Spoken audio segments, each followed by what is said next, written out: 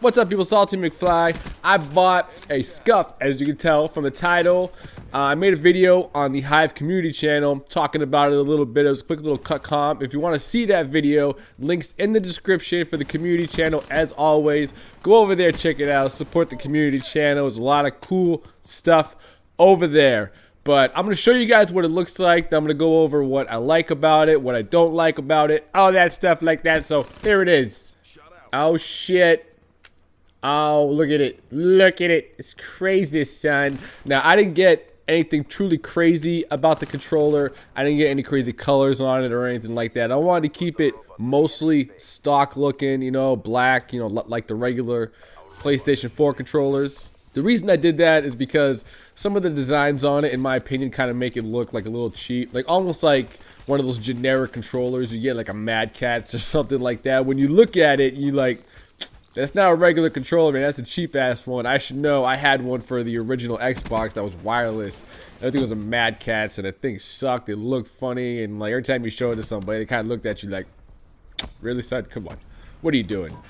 I did get the green buttons and all that stuff like that. I didn't get any colored grips on the back because it's on the back of the controller. You know what I mean? Like, who the hell's ever gonna see the grips on the back? And then as time goes on, if you get like a light color, like a light green or something like that, it's just gonna look kind of dirty and stuff. And I didn't want that to happen, so I kept it black. I didn't get any of the different thumbstick lengths or anything like that because I didn't want to change how I aimed and all that stuff. I knew there was gonna be a learning curve with the paddles. Flappy paddles in the back. What I did get though, I got the button remapping thing, which is like $30 or some shit like that extra.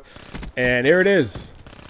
This little fucking thing, this little thing right here was like $30. I don't even know how it works. You're supposed to just like put it up against the back of the controller and it works like, I can see the future of the thing. I don't know how it works. It's a bunch of witchcraft to me, but it's cool because one of my buddies, Bearded Dragon in the Hive, has his Scuff controller and the left paddle stopped working already. He's only had it for like 4 or 5 months or something like that. So he doesn't have this little thing right here. If he did, he'd be able to change the left paddle to the right paddle so we can jump and stuff with the right paddle instead of the left. But he doesn't have it. So if you guys are thinking about getting a Scuff, I suggest you just spend the extra money, get this little freaking thing. In case that does happen, you can still use your Scuff because the warranty is only a couple months or whatever the situation is, something like that. So there you go, tips and tricks. Get this little thing, whatever the hell it is. So what I don't like about the Scuff and the whole process about getting a Scuff is, I'm gonna start at the beginning. It took over a month for my controller to get here. I mean, they make the thing on the East Coast. I'm on the East Coast, so I didn't think it would take that long to get here, but it did. And that's kind of a pain in the butt. You know what I mean? Like, you spend all this money for the Scuff and you gotta wait so long for this thing to come in. Everything else you order comes in like a week, a couple days, whatever the situation is. And I didn't pay for the 2-day shipping, which I'm happy about because it would have been a waste of money. Because once they said it was done and it was shipped out, I got it in like 2 days. It took them the whole month just to even process the order, to get it, to send it out to me. That's what it was. The other thing that kind of upset me about the whole process was when I first ordered it, it was kind of cool. It said field order confirmed. Like, oh shit, it's about to go down. Field order confirmed. But after like a week of checking, 2 weeks of checking, field order confirmed. It's like, you guys serious? Like, can I get a little progress on what's going on here? Just field order confirmed. You guys are not the army. You know what I'm saying? Like, why can't it just say, we got it, it's in this step, this stage of whatever the hell's going on.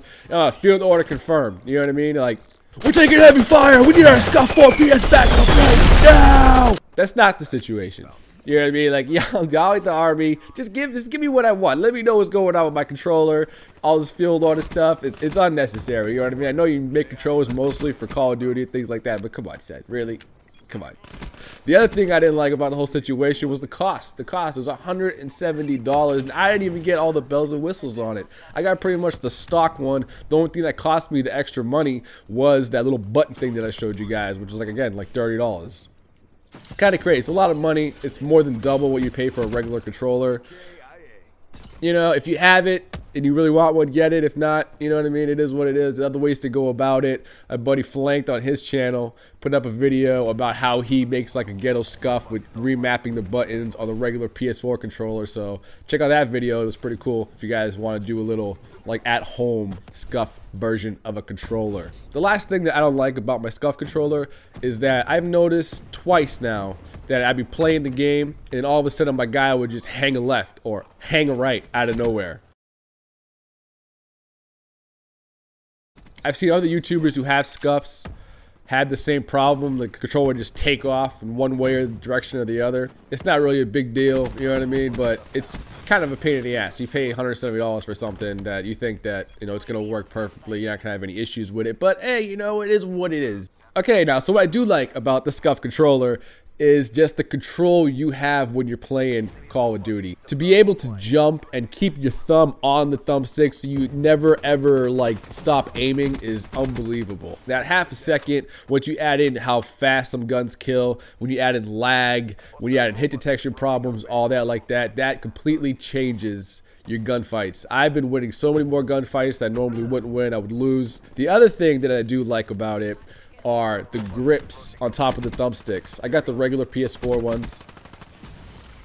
See, the regular ones, I didn't get any concave or like shit like that. I didn't do any of that stuff like that. But the grip on it is a lot more than the stock ones. And you can actually see it getting up close. And my thumbs do not slip off of these at all. There have been so many times I've been playing with my regular PS4 controller. Gotta like, I gotta go back up like this and get another grip on the controller like that. I haven't had to do that once since I got this thing. It's amazing. The grips on the back really do help a lot, holding the control in your hand. I don't slip anywhere at all. It's absolutely amazing. I really, really do like it. The controller feels great. It feels like a regular PS4 controller. The weight's good. I didn't get the rumble packs or anything like that removed. I wanted to keep it regular. I don't want this thing to feel cheap in any way. And for me, when you take weight out of something, a lot of the times, it can feel cheap. You know what I mean? Anybody who had the original PS3 with the controllers that came out with that didn't have the rumble packs in it know exactly what I'm talking about. Those controllers felt like you're gonna break them every time you picked it up, and everybody hated them. Hated them. That's what everybody's biggest complaint about what the PlayStation 3 was when it first came out, was the cheap controllers. So I kept the rumble packs in, and they also want to charge you to take the rumble packs out of this to make it lighter in your hand. Come on, Sen. Crazy. It's like a supercar. You know what I mean? Like, they charge you for making the car lighter from the year before. They're going to take out the dashboard, the carpets, take everything out to make it lighter, and they charge you an extra 50 grand because they made it lighter for you. They took out your CD player, so give them money for taking out your CD player. Come on, Sen. Other than that, I love everything about this controller. I suggest if you're thinking about getting something like this, go ahead and do it. But get the button remapping thing. Definitely get this, because once your warranty's up, you're totally screwed. If one of your paddles go out, you can always change it with this to the other paddle. You're gonna have to, a little learning curve, you know what I mean, getting used to hitting the other paddle instead of the one you're always used to using. But it's way better than not being able to use this thing and just using it as a regular controller that you paid, you know, double for. So definitely get this little thing right here. That's the best advice that I could give you. And that's it. Thank you guys so much for watching. Salty McFly.